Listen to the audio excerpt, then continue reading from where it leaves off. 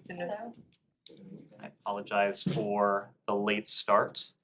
And if you will indulge me, we have a few items to get through at the top. Today, on International Day Against Homophobia, Biphobia, Interphobia, and Transphobia, we affirm that the promotion and protection of human rights of LGBTQI persons is a foreign policy priority. We emphasize that the human rights of LGBTQI plus persons are just that, human rights to which all persons are entitled, as made eminently clear in the Universal Declaration of Human Rights, which provides in its first article that all human beings are born free and equal in dignity and rights. Regardless of sexual orientation, gender identity or expression, or sex characteristics, everyone deserves to live with respect, dignity, and safety.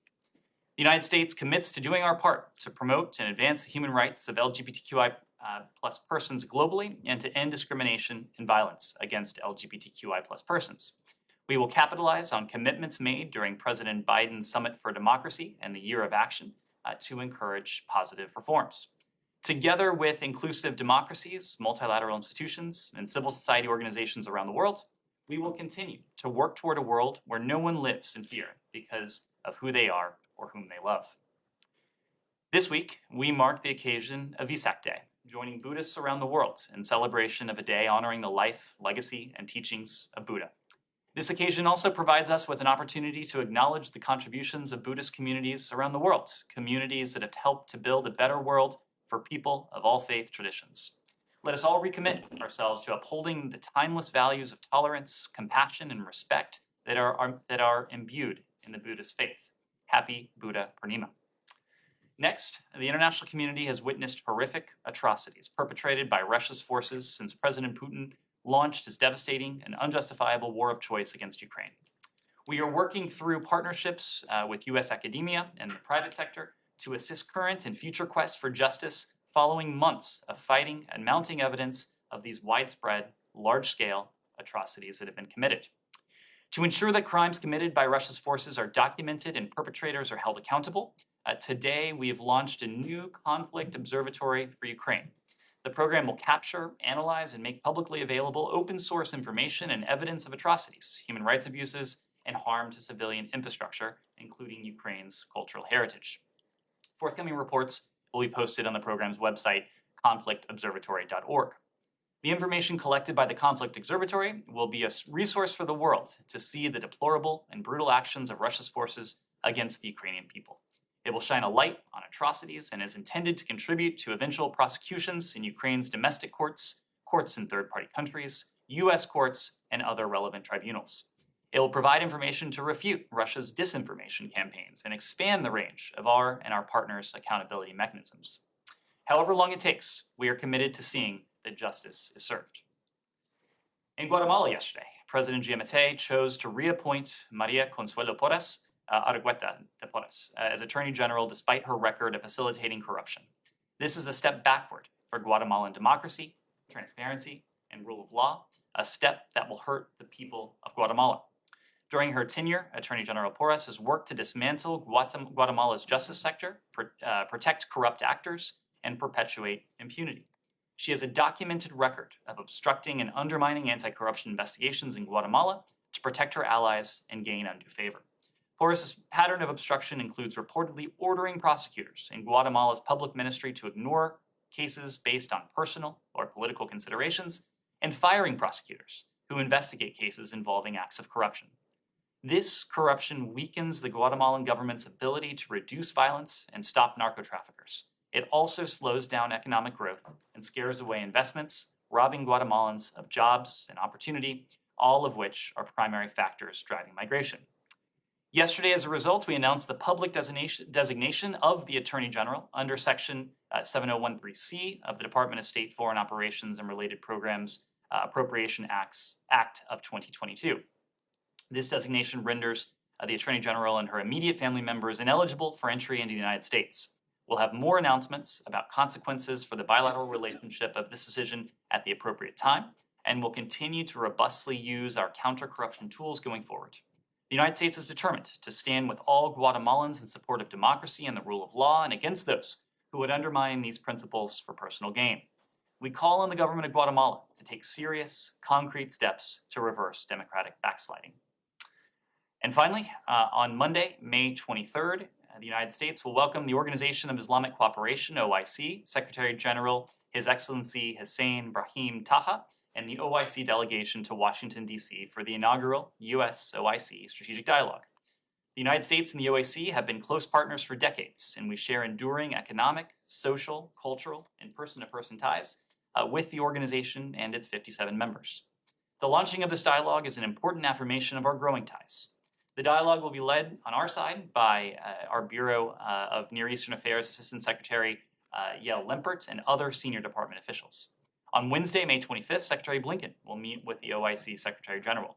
We'll discuss shared challenges and opportunities in the fight against climate change, our support for greater respect for human rights the world over, mutual goals regarding women's empowerment and health issues, and our commitment to countering violent extremism. The strategic dialogue with the OIC is also part of our commitment to working closely with multilateral organizations, and it shows the depth and breadth of our shared interests. Through our sustained engagement, we'll further this important partnership and enable greater joint efforts to address shared challenges. So, having said all that, there may be time for a final question or two. Thank you.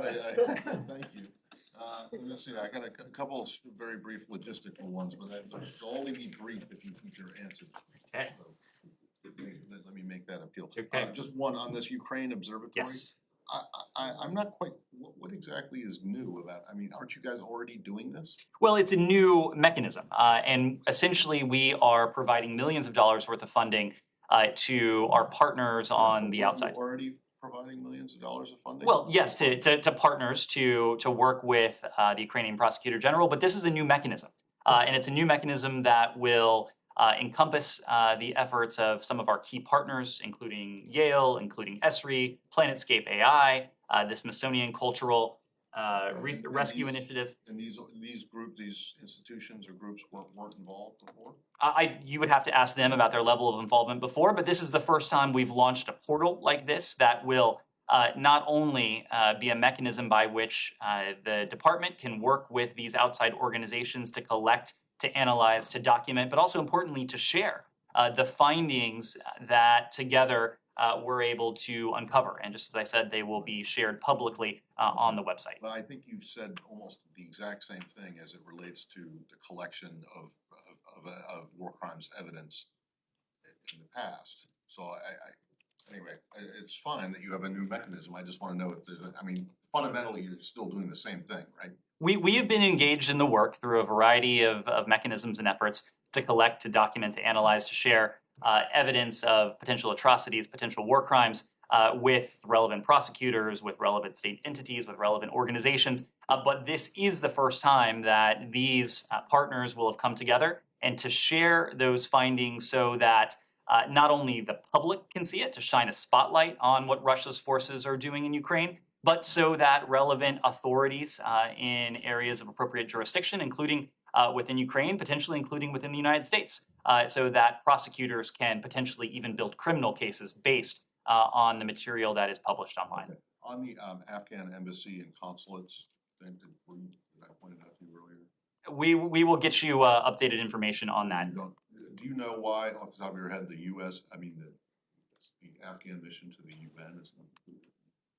I'm sorry, I didn't hear that. The Afghan mission to the UN is not one of the facilities that is being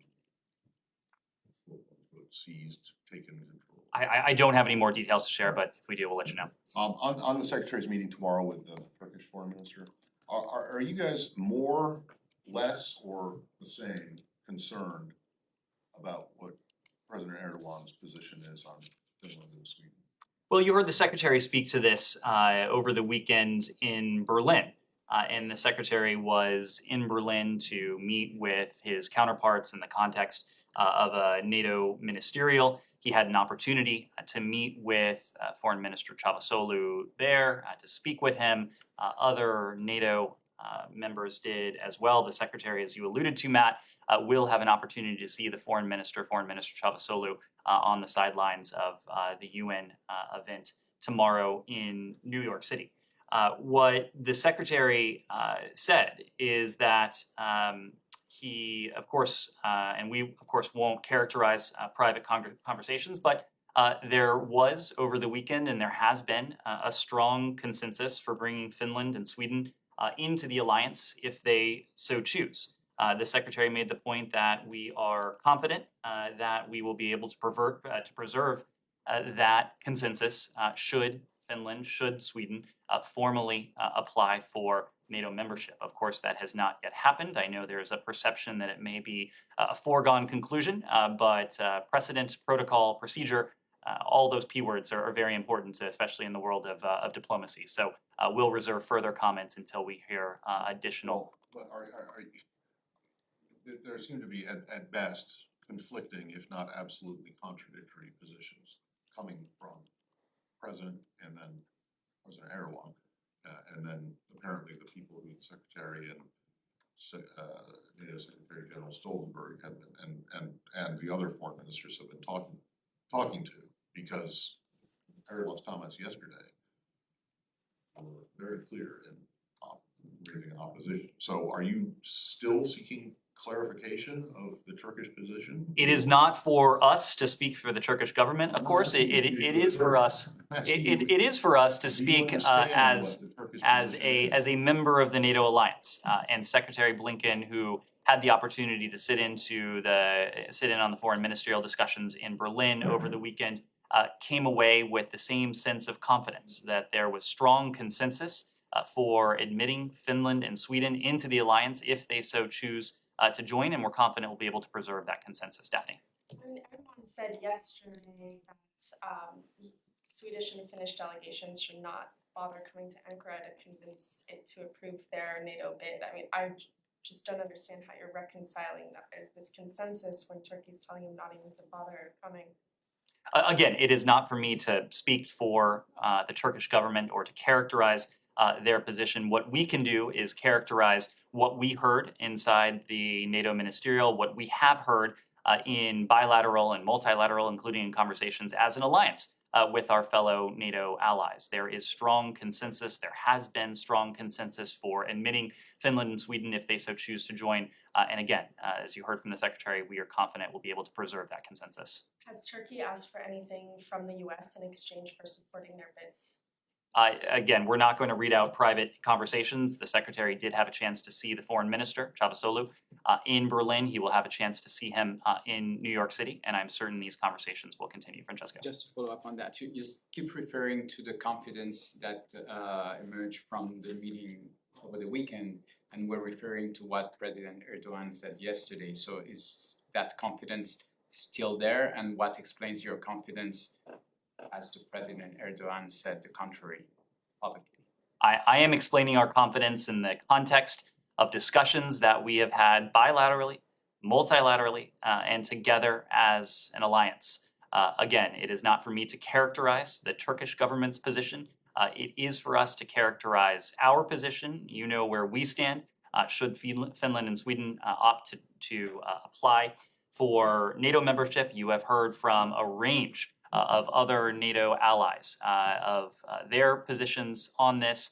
Some have been quite explicit. I'm sure more will be if and when we hear that Finland and or Sweden are formally applying for the alliance. But all of the conversations we have had to date lend us that sense of confidence that we will be able to preserve that strong consensus for admitting Finland and Sweden if they so choose to apply. And so today, after President Erdogan spoke yesterday, you are confident that Turkey will not be a roadblock on the way on that path? Our assessment of the sentiment among our NATO allies and within the NATO alliance has not changed. Can I follow up? Kylie? Yeah. So you refuse to answer the question if Turkey's asking the United States for anything to allow Sweden and Finland to join. These are those private discussions. But if Turkey does leverage this moment to get something that it wants from NATO members in return for greenlighting these two countries joining, doesn't that set a dangerous precedent? Can you speak to efforts underway to make sure that precedent isn't set? Your question entails a hypothetical that's on top of a hypothetical. Neither country have yet put forward an application for membership. Turkey, of course, has not made any specific asks or requests. So I will respectfully dodge the question on those two grounds. But again, we are having these conversations among allies bilaterally and as an alliance with the 30 existing NATO allies. Those conversations will continue. Secretary Blinken, again, will have an opportunity to speak to Foreign Minister Çavuşoğlu. Other conversations are ongoing between and among current NATO allies and with potential aspirant countries. And just one more question, are you confident that Turkey's concerns will be in the rearview mirror by the time the leaders of Sweden and Finland come to the White House later this week? We are confident that we will be able to preserve the consensus within the alliance of strong support for a potential application of Finland and Sweden. Yes. Stay on the same topic, sure. Based on your responses, is it fair for us to assume that you still don't have clear understanding of what Turkey wants? The Turkish officials have made public statements. I would refer you to those public statements, including some statements that have been referenced here already. Well, Yeah. but that doesn't clear up anything, because the statements that. Again, it is we not. get- we get you it is- telling us that in Berlin, the Turks were all on board, and then the president of the country comes out yesterday and says he's not on board. It is not up to me to characterize what the Turkish government's position No, is. but I the will leave it. question is, I do you will leave it to- understand what the Turkish position is? I will leave it to the Turkish government to Is it articulate clear to you? their Is position. it clear to the Yes. United States Yes. government Two what the Turkish major position issues. is? So one is media freedom in Georgia, and the second one will be about the rights of the LGBTQI community in Georgia as well. So yesterday, the director of Tavari channel, Nika Baramia, was in prison for 3.5 years. Based on the verdict by the Georgian City Court, the U.S. ambassador to Georgia issued a statement on this that reads, and I'm quoting, "The disturbing pattern of selective investigations and prosecution targeting those in opposition to the current government undermines the public's confidence in the police, prosecution, the courts, and the government itself." The ranking member of the Senate's Foreign Relations Committee, Jim Reich, tweeted as well, and I'm quoting, "Silencing political opposition will send Georgia in a very troubling direction." That's the channel that I work for. I don't know if I have a job next week or not. That's the same concern that my team in Tbilisi has. So, taking into account how much U.S. government values and cherish the importance of free media worldwide, what do you have to say about that?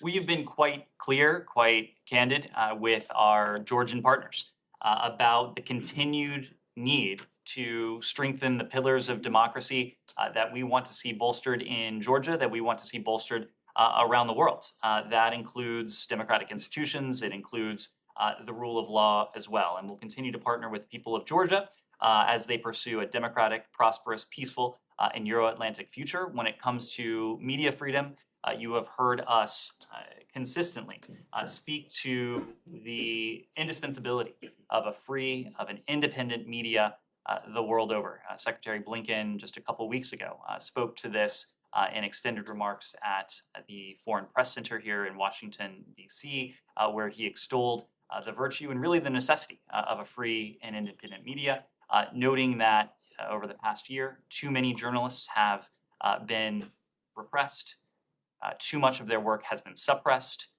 and too many, tragically, have been wounded or even killed in the line of duty. And of course, their duty is to do nothing more than to report the truth, to spread the truth the world over, using nothing more than a pen and perhaps a keyboard. So we'll continue to stand resolutely behind independent media, whether it's in Georgia, whether it is anywhere around the world. And on the LGBTQI rights in Georgia, that community still cannot enjoy their constitutional rights to a peaceful assembly and the freedom of expression, because Georgian Orthodox Church and pro-Russian ultra-nationalists persecute them and threaten to, beat and kill anyone who tries to rally in the streets. So Georgian government and the law enforcement do not guarantee their safety. The Prime Minister last year called for not holding the peaceful rally because the police was unable to protect them from the violent mob. How much of a support should the members of the LGBTQI community in Georgia expect from the United States? LGBTQI communities around the world have the support of the United States. That is not only a rhetorical position, it's a policy position. In February of 2021, President Biden issued an executive order calling for, once again, the policy of the United States, of our foreign affairs departments and agencies, to protect and to promote the rights of LGBTQI plus persons around the world. We do that in a number of ways. We, of course, do it rhetorically, but we also do it through programmatic funding for supporting the important work of advocacy organizations, for calling out abuses, repression, intimidation, violence against LGBTQI communities around the world. And of course, whether the community is the community of LGBTQI plus individuals or any other community, including marginalized communities, we always call for universal rights to be protected and to be enshrined in democratic institutions. And of course, the right to peaceful assembly, the right to freedom of expression, two of those important rights. And very lastly, when you look at the media free speech in Georgia, we just reviewed that. And when you look at the human rights record of the country, I know you don't preview any sanctions or speak about the hypotheticals, but still, I just want to gather your thoughts on the general idea where the US government stands on that. When you look at those two venues of a country that is declared to be a partner of the United States, what is your major concern? How do you see the detrimental effect of the Georgia-US relations when you look at those two avenues, and that's the least? Well, we do consider Georgia a strategic partner, and as a strategic partner, the United States is well positioned to encourage Georgia down the path of reform, to encourage Georgia to take on some of the improvements, some of the steps that we have talked about here. Of course, Georgia's aspirations don't occur overnight. They're impossible to realize over the course of a single year or even a single decade. It takes hard work, it takes patience, it takes significant resources to realize. Part of our task is to continue to partner with Georgia, to continue to support them down that path, to do that with resources, with guidance, with direct support in many cases, and that is an area where we will continue to cooperate closely with our Georgian partners. Yes? On Ukraine, just going back to something last week, President Zelensky told Chatham House in London that he'd be open to start discussing things normally with the Russians if the Russian military pulled back to their position that they were at on February 23rd. He said something similar to Margaret Brennan on CBS News beginning of April. He mentioned the date February 24th. What does this administration understand that to mean? Does that mean the Russians need to pull out of the country or pull back to where their forces were already operating in parts of the Donbass? And then does that mean that Zelensky would be open to giving up parts of the Donbass to discuss with the Russians to move negotiations forward? The important point here is that it is not for us to define the objectives that our Ukrainian partners seek to achieve.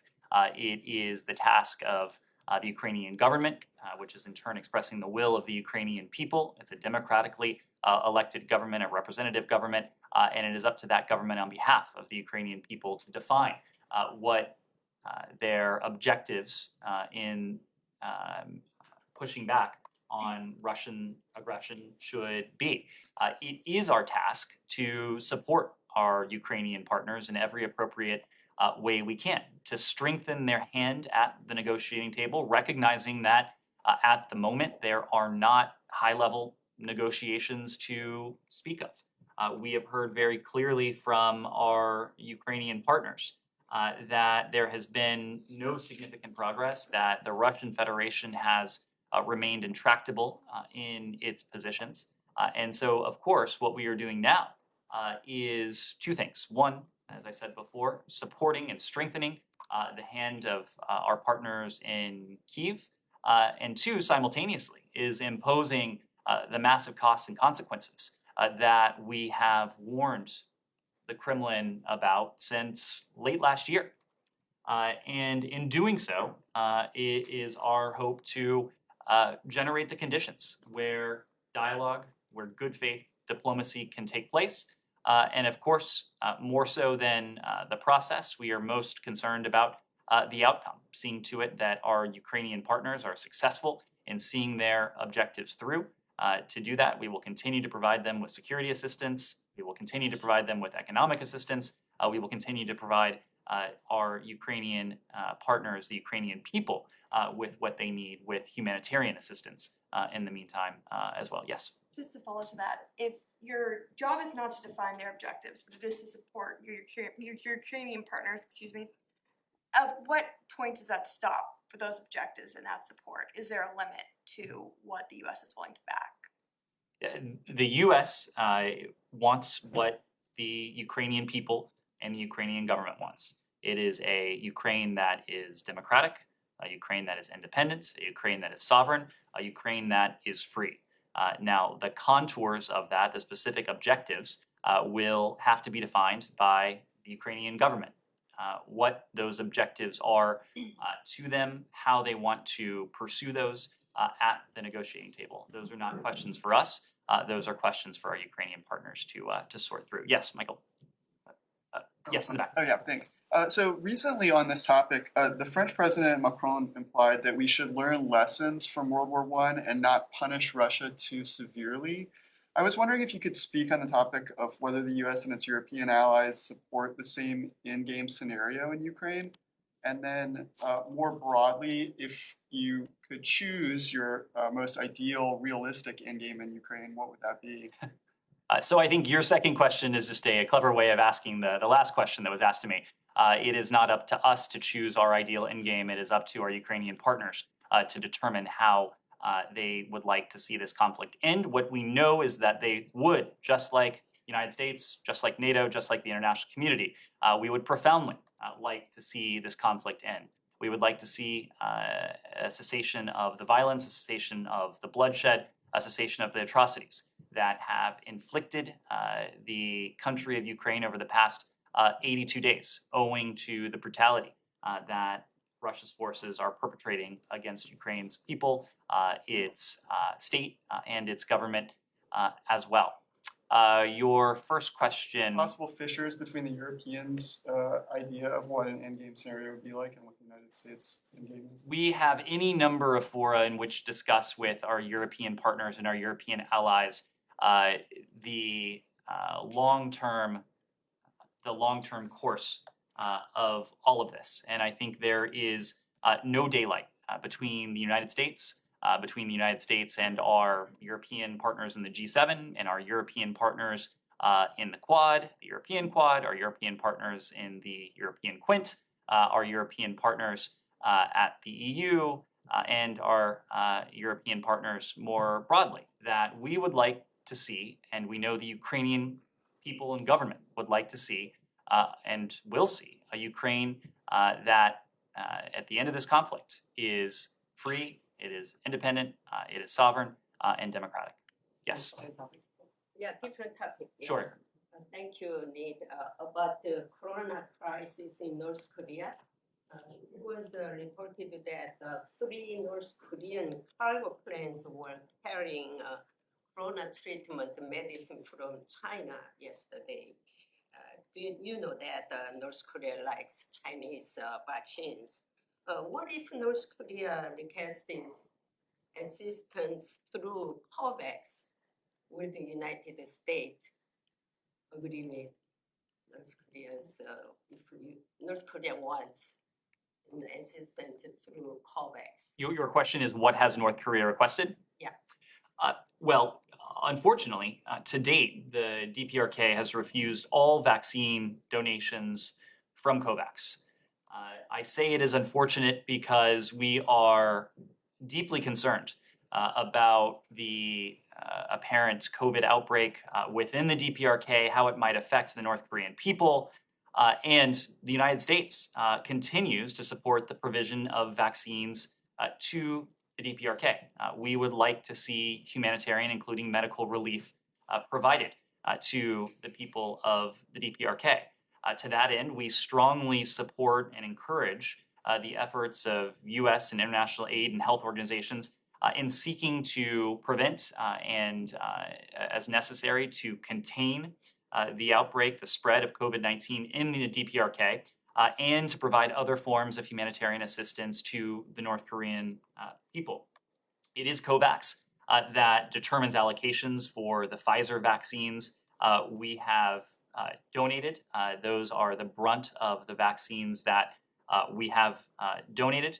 Should COVAX allocate doses to the DPRK, we would be supportive of that, as we would to any member of the grouping and to the African Union as well. As I said before, however, it is the DPRK that has consistently refused all vaccine donations. We don't currently have bilateral plans to share vaccines with the DPRK, but we continue to support, as I said before, those international efforts aimed at the provision of critical humanitarian aid to the most vulnerable within North Korea. There's another great irony, or perhaps it's even a tragedy, in that even as the DPRK continues to refuse the donation of apparently much needed COVID vaccines, they continue to invest untold sums in ballistic missile and nuclear weapons programs that do nothing to alleviate the humanitarian plight of the North Korean people. The DPRK leadership continues to enrich themselves, to take care of their cronies, while the people of the DPRK suffer apparently now with the added burden of COVID. So previously, that South Korean director of intelligence service said that that is a secret papers. He announced that U.S. and South Korea previously suggested this through the COVAX, but Kim Jong-un refuses to help. Is that true? We've discussed with our Republic of Korea allies, with our Japanese allies, and with others, ways that we might mitigate the humanitarian plight of the North Korean people. Unfortunately, it is the North Korean leadership that has prevented many of those steps from proceeding. Lastly, do you think North Korea are likely to put on hold nuclear tests due to coronavirus? We have never seen the DPRK regime prioritize the humanitarian concerns of their own people over these destabilizing programs that pose a threat to peace and security in the Indo-Pacific and beyond. So I do not think there is any expectation of that. Yes, Nazira? Thank you. Two questions, Mr. Price. One is about Akani's recent interview in CNN, and he said the United States is not our enemy. So good things. If United States not your enemy, United States has expectation to reopen girls' school, number one. Do you have the same, United States has the same position, establish friendship, new friendship with Akani Network, the leader of the Taliban?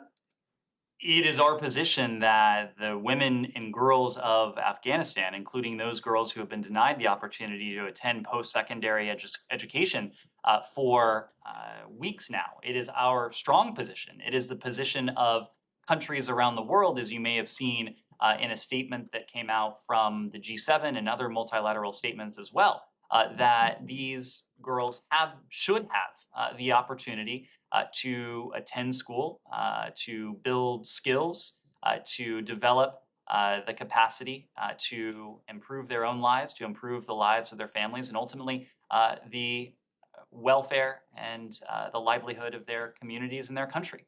We've made the point before that any society that seeks to suppress, to hold back half of its population is not a society that can be thriving, is not even a society that can succeed. So of course, we've seen the remarks from Siraj Haqqani. I think you will understand that we have developed a well-earned skepticism of these sorts of comments. We've heard these types of comments before. What we care much more about rather than rhetoric is action. And we await the Taliban acting on these positive signals and reopening schools at all levels across the country, which itself would be a very welcome development. Okay, the second question, Mr. Price, can you update the U.S. on Afghan funds frozen by the New York courts? You may recall that several months ago now, there was an executive order that came forth from the White House that spoke to the disposition of these $7 billion, approximately $7 billion in frozen assets. It provided for a sum, an element, a part of these assets to be used for the humanitarian needs of the Afghan people.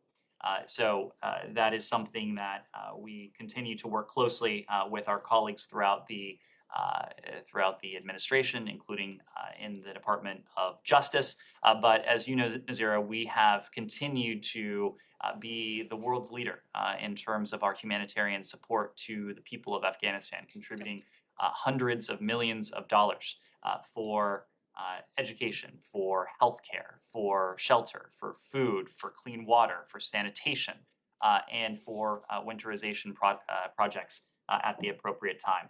We will continue to do that going forward using the humanitarian funding that we currently have available to us. Thank you. On Taiwan, Taiwan has been trying to secure an invitation to the World Health Assembly, and 13 member states made a proposal for it to join. Was the US one of the 13, and what is the US doing to try to get Taiwan access to the WHA beyond public statements? Well, we strongly advocate for the WHO to invite Taiwan to participate as an observer and lend its expertise to the solution-seeking discussions at the 75th World Health Assembly scheduled for this month. We believe that inviting Taiwan to participate as an observer would exemplify the WHO's commitment, stated commitment, to an inclusive approach to international health cooperation and quote-unquote health for all. Taiwan, in that regard, is a highly capable, engaged, responsible member of the global health community with unique expertise and approaches that can benefit the world. We've made this point before, that Taiwan has much to share with the world in different realms, including in the realm of public health. And of course, Taiwan's absence from the WHO in recent years is something that we have sought to rectify. The WHO broke years of precedent at the 70th World Health Assembly in 2017 when it failed to invite a Taiwanese delegation to observe. Taiwan's inclusion, unfortunately, has continued every year since 2017. As we continue to battle a pandemic, as we continue to confront other public health threats, Taiwan's isolation from the world's preeminent global health forum, it's unwarranted. It represents itself a serious health concern. We believe that its significant public health expertise, its technical and technological capabilities, its democratic governance, its resilience in the face of COVID-19 and its robust economy offer considerable resources to inform the WHA's deliberations, and we believe there is no reasonable justification to exclude its participation. Was the US one of the 13 that made the proposal? We have supported Taiwan's participation as an observer at the World Health Assembly. Nick. Just back to Afghanistan quickly, there was some reporting that the Afghans during the NEO who didn't pass vet and were being held at Camp Bondsteel in Kosovo. There are about some 16 of them that the State Department is making a final determination of what to do with these 16 or more. Has a final determination been made on what to do with them? And if so, where are they going? So I don't have anything to share in terms of specific cases, but as you know, every individual who was transported out of Afghanistan underwent and has undergone in most cases vetting throughout by the interagency, by our partners within law enforcement, within the intelligence community, within the Department of Homeland Security as well.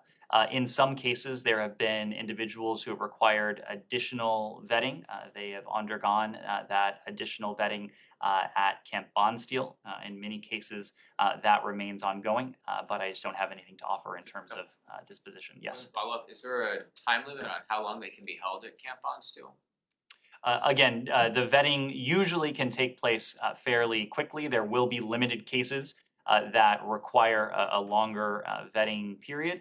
Our goal always is to see to it that we can complete the process as quickly as possible. Follow up on that quickly? Yeah. Just one question. Can you definitively say that they won't be sent back to Afghanistan? I can definitively say that we will comply with all regulations and guidelines when it comes to international humanitarian law and the principle of non-refoulement. Can we go to Iran? Sure. Israeli Defense Minister said, I think yesterday, that Iran is currently trying to complete the production and installation of 1,000 advanced IR-6 centrifuges, including at a new underground facility being built near Natanz. Is that the U.S. understanding of what is currently occurring by the Iranians? I'm not going to detail what our understanding is. As you might gather, much of this, some of this may be derived from elements that we typically don't speak to in public. But of course, we do share information routinely with our Israeli partners. We have a common understanding across many fronts, and we share a common strategic interest, and that is seeing to it that Iran is never able to acquire a nuclear weapon. So, of course, our Israeli partners are not the only ones to have expressed concern about the progress that Iran's nuclear program has been in a position to make since the previous administration left the Iran nuclear deal in 2018. We too have expressed our own profound concerns about the pace at which Iran's nuclear program has been in a position to gallop forward since 2018. That is precisely why we are continuing to test whether we will be able to secure a mutual return to compliance with the Joint Comprehensive Plan of Action, because doing so remains profoundly in our interest. It would put back in a box the nuclear program, a nuclear program that has not been subject to the same limits, to the same transparency, to the same verification and monitoring that Iran's nuclear program was prior to 2018, when the nuclear agreement was in full force, when it was verifiably and demonstrably, according to international weapons inspectors, according to this building, and according to our intelligence community, working to prevent Iran from ever obtaining a nuclear weapon. Ned, on this topic, U.S. Central Command Chief lands in Israel tonight to coordinate a joint Iran strike exercise. Is the military option on the table now since the Vienna talks stalled? We believe that diplomacy and dialogue affords an opportunity to sustainably and durably and permanently put an end to Iran's ability to produce or otherwise acquire a nuclear weapon. Yes, Keith. You're aware that Enrique Mora left Iran on Friday, so I think it's safe to assume that by now he has briefed Rob Malley on his talks with the Iranian officials. The Iranians are saying that they have presented several proposals. You have said that you don't negotiate in public, but can you confirm that? Well, we don't negotiate in public. What I will say is that we and our partners are ready. We have been for some time. We believe it is now up to Iran to demonstrate its seriousness. As you've heard from us before, there are a small number of outstanding issues. We believe the small number of outstanding issues pertaining to Iran's nuclear program could be bridged and closed quite quickly and effectively if Iran were to make the decision to do so. We are grateful, as always, for Enrique Mora and his team's efforts, and we look forward to more detailed conversations with them in the days ahead. But as you've heard from us before, at this point, a deal remains far from certain. Iran needs to decide, as I alluded to before, whether it insists on conditions that are extraneous to the JCPOA or whether it is ready, willing, and able to conclude the JCPOA, a mutual return to compliance with it, quickly. We know that it would serve America's national security interests. We believe that it in turn would serve all sides' interests. Well, they're saying the same thing, that it's now up to the US to make the decision, and that if it does so, if it does answer, that you could get back to the talk again? There are a number of parties involved in this negotiation. I think if you talk to the parties, they will tell you that the United States has negotiated indirectly, in the case of Iran, earnestly, in good faith, seeking to arrive at a mutual return to compliance. And unfortunately, the same cannot always be said of the Iranian side. One last one on this. There are reports that Iran has set up a drone factory in Tajikistan. Are you aware, is the United States aware of this? Because the Israeli defense minister thinks that the drone program also is part of their program to send drones to Palestinians in Gaza and the West Bank. We've expressed our concerns about Iranian UAV technology. We've taken action using appropriate authorities against proliferators of Iranian UAV technology. I just don't have anything to add on a possible drone factory in Tajikistan. Courtney. On Iran still. Okay, Iran, go ahead. Iran, yeah. Last week we heard that Iran arrested 2 Europeans. Today we got to know they are French, we know their name, and Iran is labeling them with security accusation, like always familiar pattern. That is a matter related to France foreign ministers. So my question for you is about the negotiations you were having in Vienna about the hostages, dual nationalities, foreign citizens. Those negotiations, are they still going on? Are they tied to the nuclear talks? Can you give us an update? And as a country who has at least 5 citizens in Iran in jail, how do you react to that behavior? Well, let me first start with the arrest of the 2 French nationals. We, of course, are aware of these reports. We echo what you've heard from our French allies, the condemnation of these arrests. We similarly call on Iran to immediately release these 2 French nationals. As you alluded to, Iran has a long history of unjustly imprisoning foreign nationals in an attempt to use them as political leverage. It continues to engage in a range of human rights abuses, which include arbitrary and large-scale detention of individuals, some of whom have faced torture and execution after trials that have lacked due process. These practices are outrageous. We have continued to speak out against them together with our allies and partners. When it comes to the Americans, the US citizens who were held unjustly inside Iran and who have been for years, as we often say, we have no higher priority than the safety and security of Americans everywhere. And of course, that includes Americans who are unjustly detained in places around the world. We have been careful not to tie the fate of these individuals, their freedom, I should say, to a potential mutual return to compliance with the JCPOA. And we've been careful not to do that for precisely what I said just a moment ago. Mutual return to compliance with the JCPOA is far from certain.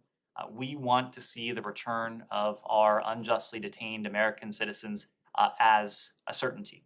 Now, it is true, as you have heard others say, that we are treating this as an utmost priority. The Iranians, we have made quite clear to them the priority we attach to this, and it is something that we will continue to do regardless of what happens with the JCPOA. I have another one about a phone call between Secretary Blinken and the Qatari Foreign Minister al-Thani. He thanked him for the mediating role he played between Iran and America. My question is that, can you give us detail about what sort of a role Qatar played and what exactly al-Thani achieved from his trip to Iran? So I will have to refer you to the Qatari authorities to speak to the Emir's visit to Iran. What I can say is that we're grateful for the constructive role that Qatar has played in our efforts to achieve diplomatic resolutions to some of the important and difficult issues between the US and Iran. And that includes what you referred to just a moment ago, the unjust detention of several US citizens and our efforts to achieve mutual return to compliance with the JCPOA. Courtney. Thanks. Just a couple on Russia. Secretary Defense Secretary Austin spoke on Friday with his Russian counterpart, and I'm just curious if there are plans for Secretary Blinken and Foreign Minister Lavrov to speak. They haven't done so since February 12th. And just if there are additional lines of communication beyond Ambassador Sullivan and officials in Moscow. You are correct that the Secretary has not spoken to his Russian counterpart since February. And this goes back to something I noted just a moment ago in terms of where we are, or more precisely, where we are not with the diplomacy. The Russian Federation has not afforded us any reason to believe that a conversation at that level between Secretary Blinken and Foreign Minister Lavrov would be constructive in the current environment. We have demonstrated many times that we have no bones about picking up the phone if doing so, having a conversation, having a meeting, has the potential to lead to a more constructive outcome. Everything we have heard from our Ukrainian partners, everything we have heard publicly from the Russians gives us no indication that a conversation at this time would be a useful exercise. There are lines of communication between the United States and Russia. As you know, we have an embassy that is limited in terms of its ability to function fully, given some of the restrictions that the Russians have unjustly and unfairly imposed on our mission community in Moscow. But Ambassador Sullivan continues, as he did last week, to meet with and to speak with his MFA counterparts. Our Bureau of European and Eurasian Affairs here in Washington continues to have occasional contact with Russian officials who are based here. We have spoken previously of the National Security Advisor's contact with his Russian counterpart, Mr. Patrushev, and as the Pentagon read out, Secretary Austin did have an opportunity to speak with his Russian counterpart. There are issues that the Defense Department deals with, including issues of deconfliction that are more tactical, that are different from the types of strategic conversations that Secretary Blinken has had in the past with Foreign Minister Lavrov.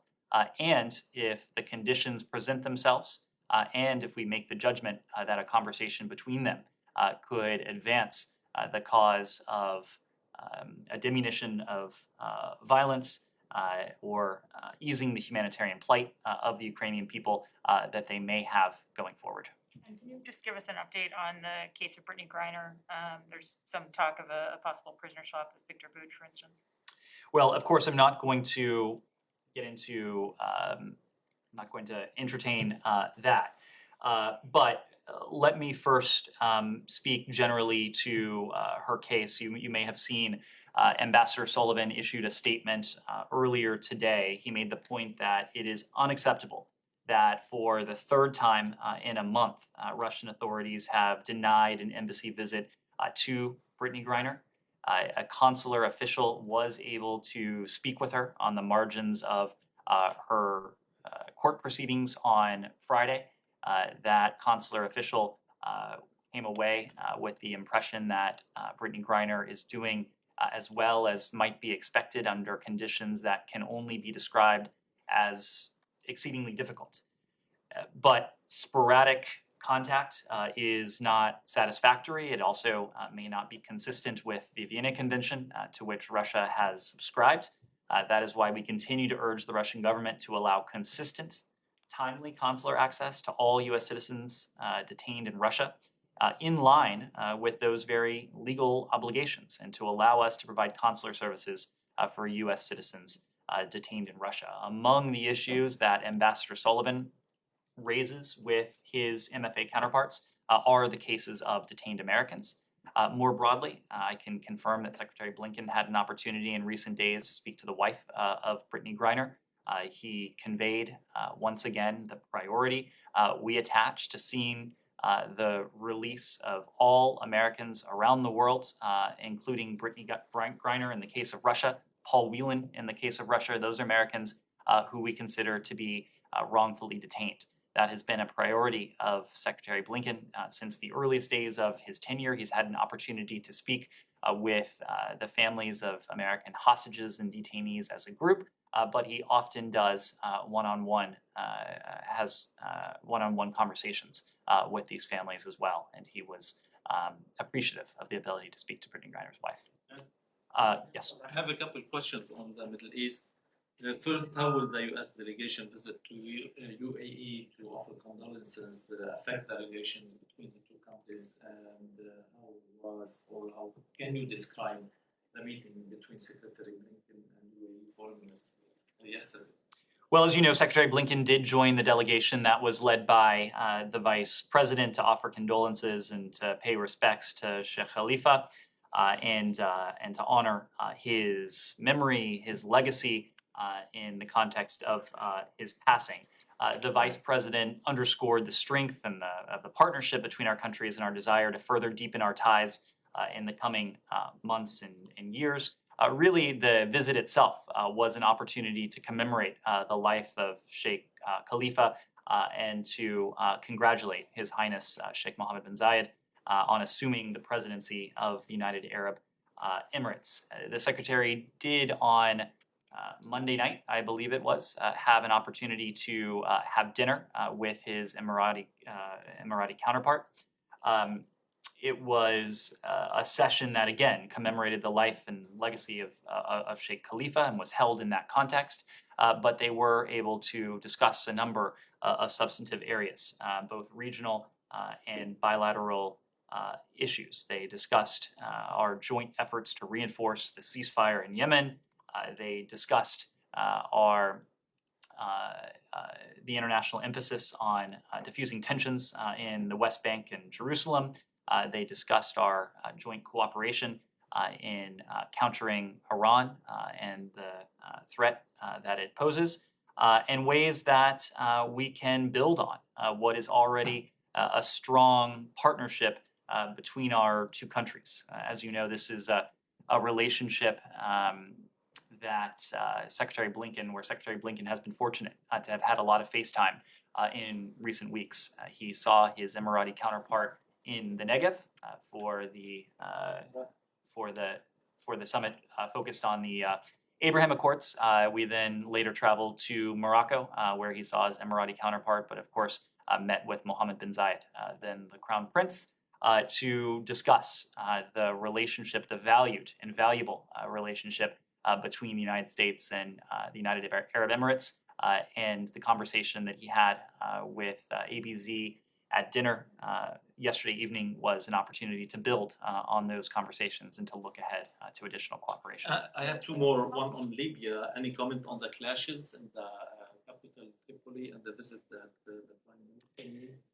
We are highly concerned by reports of armed clashes in Tripoli. We urge all armed groups to refrain from violence and for political leaders to recognize that trying to seize or retain power through force will only hurt the people of Libya. It's critical for Libyan leaders to find consensus to avoid clashes like the ones we saw yesterday. We continue to believe that the only viable path to legitimate leadership is by allowing Libyans to choose their leaders through free and fair elections. The constitutional talks underway in Cairo are now more important than ever.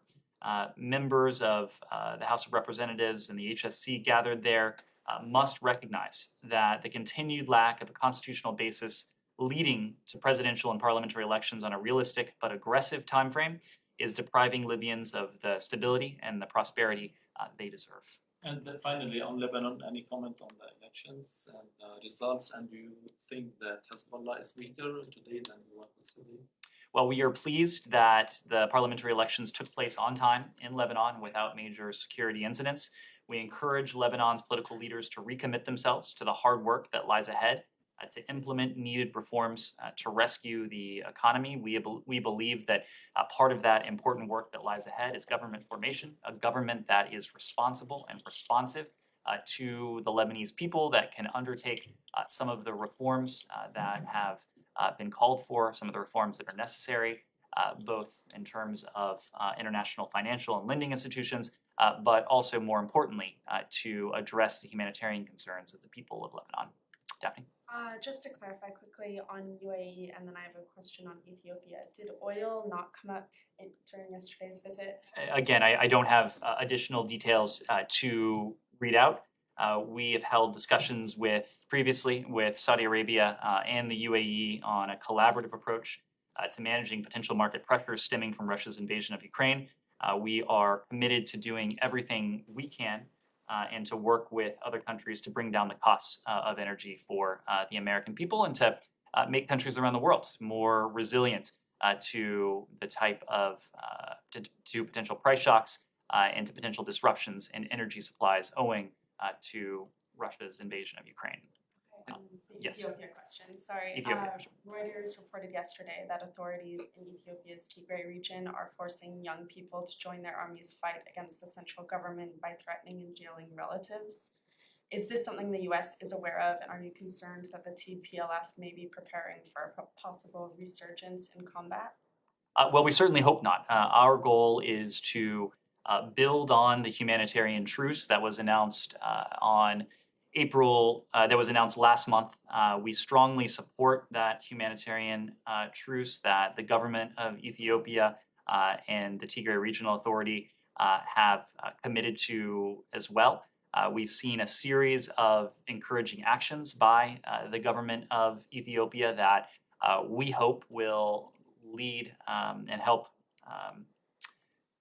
lay the groundwork for an end to the conflict. That includes lifting the state of emergency, releasing some political prisoners and detainees. Tigrayan forces, for their part, have withdrawn most of their forces from afar. Our emphasis now is on doing all we can to support the parties in efforts to accelerate, to uphold, and expand efforts to ensure that this humanitarian truce sticks, but also to expand immediate, sustained, and unimpeded humanitarian access to all Ethiopians affected by this conflict. So certainly would not like to see any backtracking that has the potential to undermine the humanitarian truce that we've seen. Yes. Thank you so much. Let me go to you, and then we'll come right to you. My question is about the Secretary's policy speech on PRC. Could you help us understand the rough outline of it? And I also wonder when he will deliver it. I am not in a position today to offer a rough outline, but I can assure you that the Secretary intends to deliver these remarks at the first possible opportunity. As you know, he was set to deliver it the other week, but of course his COVID diagnosis disrupted those plans. But we'll have more details on that shortly. Yes. Thank you, Ned. I want to circle back to the very first question on new program. You said something important about sharing your findings with partners. Does that include the ICC as well? As you know, ICC is sending its largest ever team to the Ukraine. What is the US position on that? And will you have your own separate investigation or as part of cooperation with ICC? And secondly, President Zelensky last week said that he thinks that Moscow believes it can get away with these war crimes because of its nuclear capabilities. Can you assure us that that's not kind of the case? Thank you. In terms of the ICC, we support all international investigations into the atrocities in Ukraine. We welcomed the announcement by the Prosecutor General of an effort vis-a-vis Ukraine. We support those conducted by the ICC. We said before that everything is on the table. We're considering the most appropriate options for accountability. We've also said that the Ukrainian Prosecutor General, her team obviously has an appropriate jurisdiction. They have developed well-developed efforts to document, to analyze, to preserve potential evidence of war crimes for criminal prosecutions. As you saw the announcement from her office just a couple days ago, they have actually started proceedings in one case. So we will continue to pursue all appropriate venues to see accountability.